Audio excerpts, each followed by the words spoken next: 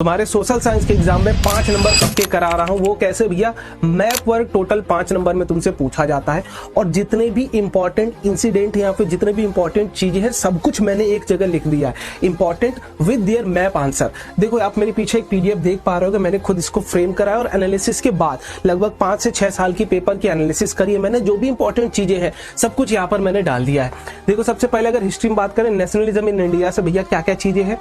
Indian national Congress session कौन कौन सा सेशन? कलकत्ता में हुआ था सितंबर 1920 में, नागपुर में हुआ था दिसंबर 1920, मद्रास में हुआ था 1927 में। अब देखो इसके इंसिडेंट में कैसे आपसे पूछा जाएगा। मान लो इस तरीके से चीजें दे दी गई, आपको बोला गया नागपुर इंसिडेंट को आप हाईलाइट करिए या फिर पॉइंट करिए, देन उस केस में आपको ये चीजें समझनी पड़ेंगी, इस चीजों को नोट करना पड़ेगा, डिनोट करना पड़ेगा। अब सिमिलरली आप जैसे जैसे नीचे जाओगे important centres of Indian national movement, इसमें भी सब कुछ यहाँ पर दिया गया। चंपारण, खेड़ा, अहमदाबाद, अमृतसर, डांडी, गुजरात जो भी मार्च हुआ था उसके ऊपर यहाँ पर पूरा प्रॉपर दिया गया है।